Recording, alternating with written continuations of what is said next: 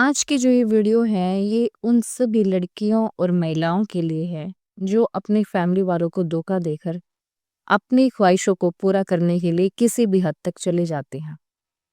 चाहे हम जो है स्कूल टाइम की बात कर लें या फिर हम आफ्टर मैरिज बात कर लें।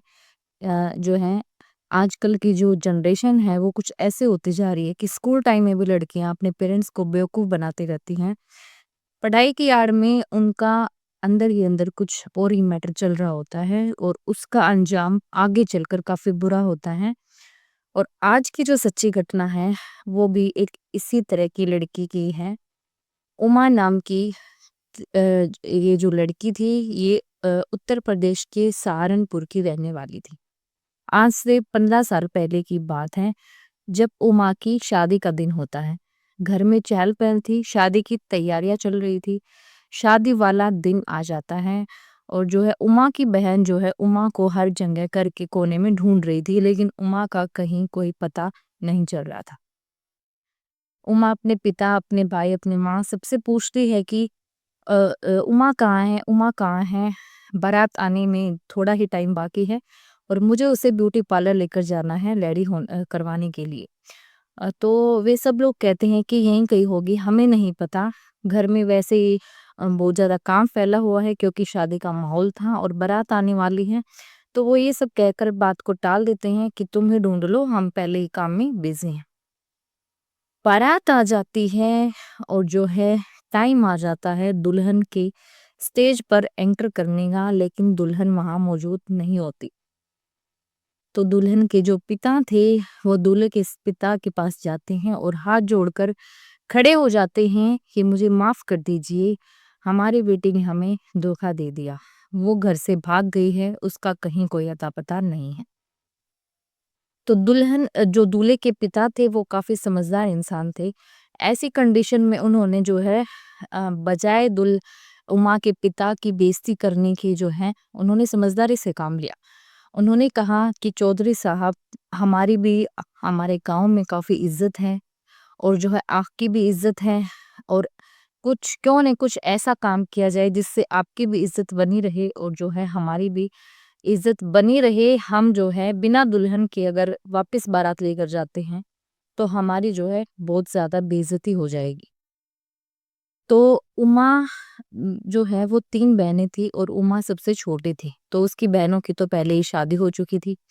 उमा के मामा सामने आते हैं। दूल्हे के पिता से बोलते हैं कि अगर आप बुरा ना माने तो मेरी एक बेटी है और आप चाहें तो ऐसी दुःख की घड़ी में मेरी बेटी के साथ अपने बेटे की शादी करवा सकते हो और सबकी लाज बची रहेगी।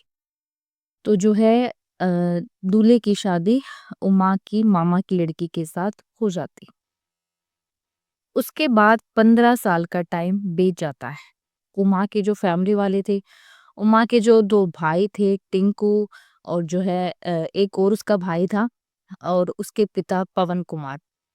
उन्होंने जो है सोच लिया था उसी दिन अंदर ही अंदर कि अब जब भी कभी उमा घर की दहलीज पर आएगी तो हमसे बुरा कोई नहीं होगा।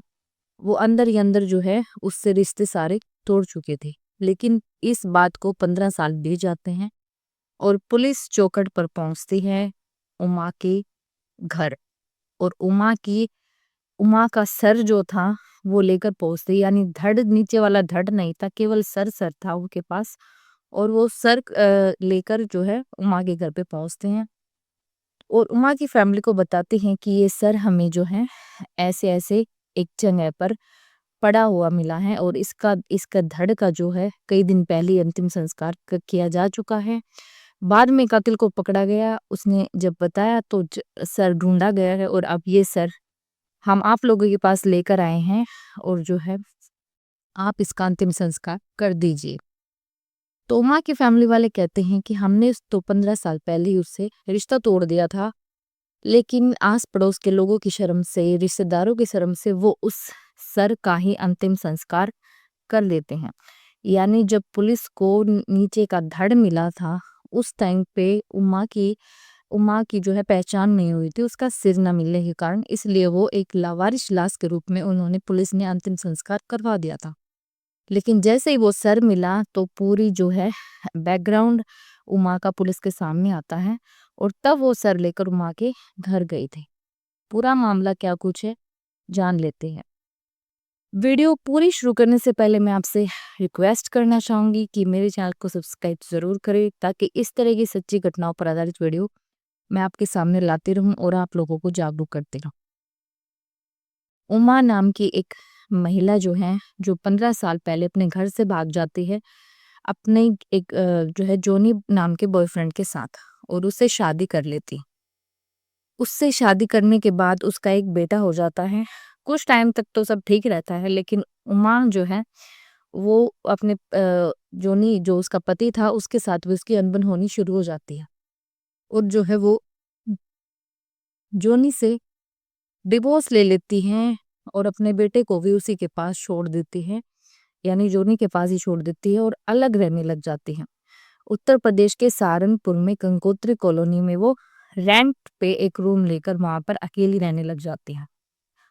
इसी बीच इसकी जो मुलाकात है वो होती है एक टैक्सी ड्राइवर से, जिसका नाम था बिलाल, जो कि मुस्लिम धर्म से समुदाय से जो है बिलोंग करता था। उमा जो थी ये हिंदू थी और बिलाल जो था वो मुस्लिम था। तो जो है वो टैक्सी ड्राइवर था और ऐसे ही कहीं आते जाते वो जो है उससे मिलती होगी, उसके बाद जो है ये दोनों कांटेक्ट में आ जाते हैं, बातचीत शुरू करते हैं, धीरे धीरे एक दूसरे के क्लोज भी आ जाते हैं। उसके बाद बिलाल उमा के साथ लिव इन रिलेशनशिप में रहने लग जाता है। पिछले 2 साल से, यानी अब 2025 चल रहा है, तो 2023 से ये जो है साथ में ही रह रहे थे। बिलाल उमा का पूरा खर्चा उठाता था और जो है बिलाल की फैमिली को अम्मा के बारे में कोई भी जानकारी नहीं थी। दोनों अच्छे से एक दूसरे के साथ रह रहे थे। इधर अब उमा 2 साल का वक्त हो गया था और उमा की जो एज थी अभी हाल फिलहाल वो थी 30 वर्ष, और बिलाल की जो एज थी वो थी 27 वर्ष। और बिलाल की जो फैमिली वाले थे वो उस पर प्रेशर बना रहे थे कि अब तुम निकाह कर लो, तुम्हारी एज जो है वो निकाह के लायक हो गई है और बढ़ती जा रही है। और इधर उमा प्रेशर बना रही थी बिलाल के ऊपर कि तुम मेरे साथ शादी कर लो, हमें लिव इन में रहते हुए 2 साल हो चुके हैं। तो बिलाल फैमिली के प्रेशर में आकर शादी के लिए मान जाता है। बिलाल की शादी फिक्स हो जाती है और जिस दिन बिलाल की बारात जानी थी उसी दिन उसको पुलिस अरेस्ट करके ले जाती है, क्योंकि वो एक ऐसी वारदात को अंजाम दे देता है जिसे सुनकर आपकी आंखें फटी की फटी रह जाएंगी। उमा के प्रेशर डालने के कारण कि शादी कर लो मुझसे, हमें 2 साल हो गए लिव इन में रहते हुए, बिलाल काफी स्ट्रेस में आ गया था, क्योंकि वो उमा से ऊब गया था और वो चाहता था कि अब वो किसी दूसरी लड़की से निकाह कर ले, जो कि उसके फैमिली वालों ने उसके लिए पसंद की थी और उसका रिश्ता भी फिक्स कर दिया था। और वो चाहता था कि अब वो उमा को रास्ते से हटा दे, क्योंकि अगर उमा को पता चल गया कि बिलाल कहीं और शादी करने वाला है, तो उसको डर था कि उमा उसके घर चली जाएगी और उसकी फैमिली के आगे सारी बातें बता देगी कि वो पिछले 2 साल से लिव इन में रह रहे हैं। और इसी डर से वो 6 दिसंबर का दिन चुनता है। उस दिन वो उमा को उसके रूम पर लेने जाता है और कहता है, आओ तुम्हें घुमा कर लाता हूँ, तुम्हारे लिए एक सरप्राइज प्लान किया। और उमा को अपनी स्विफ्ट कार में बिठाकर वो जो है निकल पड़ता है हिमाचल की तरफ। उसने अंदर ही अंदर सोचा था कि वहां पर एक रूम रेंट पर लूंगा और फिर इसको ठिकाने लगाऊंगा। लेकिन वहां पर जो है पर्यटकों की काफी भीड़ थी और उसको रूम नहीं मिलता, और इसी के चलते वो जो है 5 से 6 घंटे लगातार रोड पर इधर से उधर गाड़ी को दौड़ा रहा था। उमा उससे बातें किए जा रही थी और वो जो है शांत बैठा था, क्योंकि उसने अंदर ही अंदर जो है प्लानिंग उसके अंदर ही अंदर प्लानिंग चल रही थी उमा को रास्ते से हटाने की। और इधर उमा खुश हुई बैठी थी कि वो जो है उसके साथ घूमने आई है।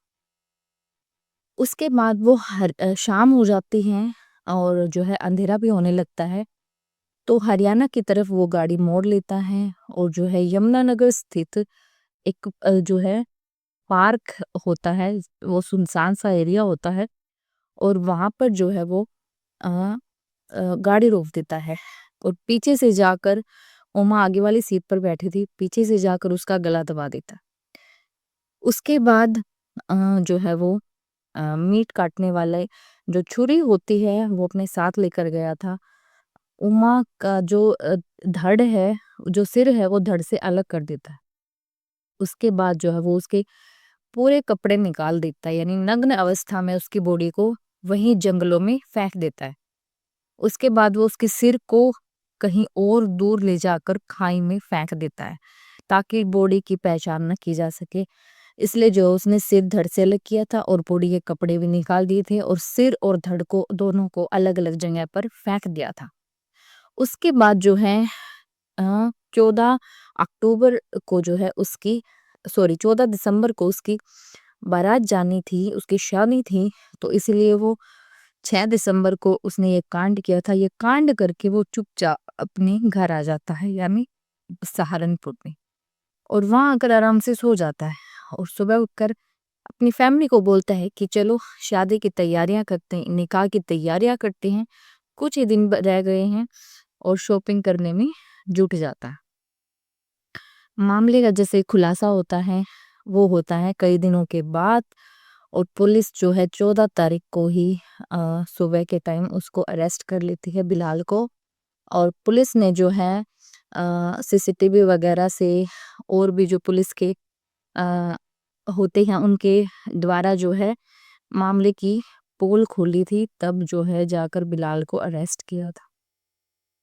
अरेस्ट करके थाने ले जाती है और जो है वो पूरी घटना की पोल खोलता है।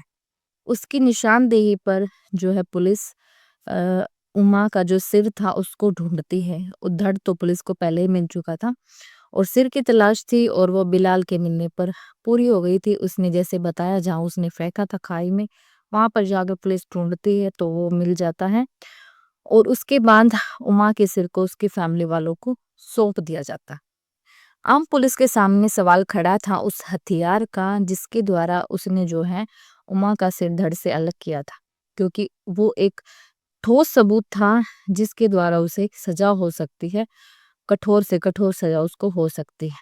और जो है अब उसको कई दिनों 4 से 5 दिन के रिमांड पर रखा गया है, और जो है वो बता भी दे शायद कि वो हथियार कहाँ पर है, और जो है आगे की कार्रवाई पुलिस अपनी कर सके।